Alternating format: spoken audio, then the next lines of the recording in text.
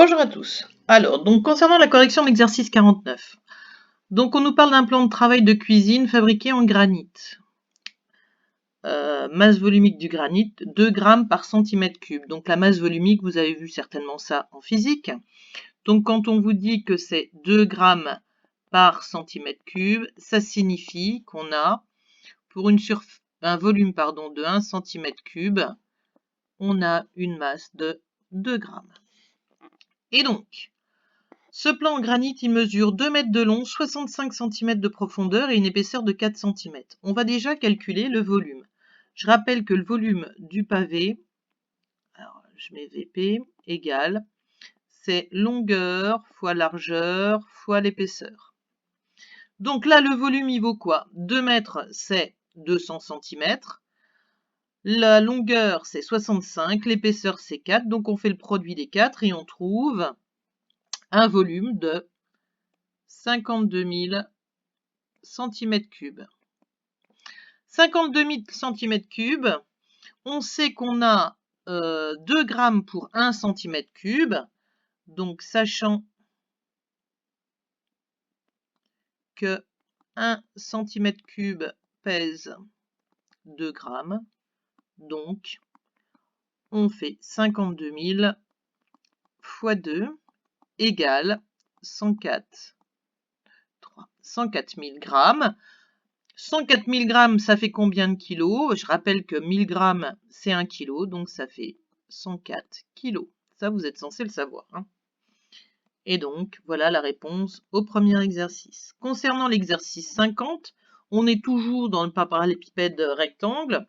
On a les dimensions, 5 mètres, 3 mètres, 2,5.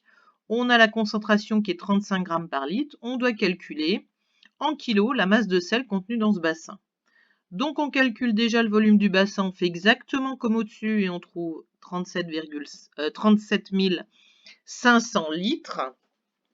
37 500 litres, on sait que en fait on trouve ça parce que au départ on a 37,5 mètres cubes et les mètres cubes on les convertit en litres. Donc pour convertir 37,5 mètres cubes en litres, on va multiplier par 1000, puisque 1 mètre cube, c'est 1000 litres.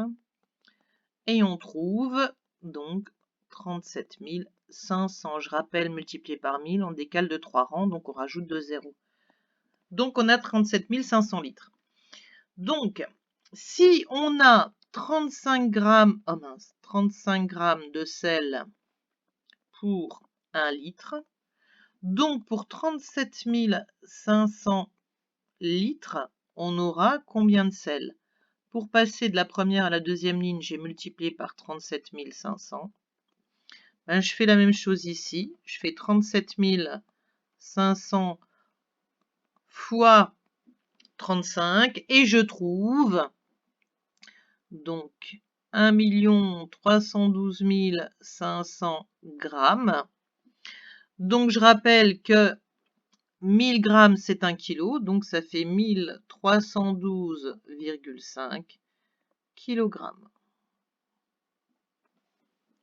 Donc voilà pour ces deux premiers exercices où on fait intervenir donc la masse volumique. Donc bien sûr, il fallait revoir donc la formule du volume du parallélépipède rectangle et les conversions mètres cubes en litres, ainsi que les conversions centimètres en mètres, etc.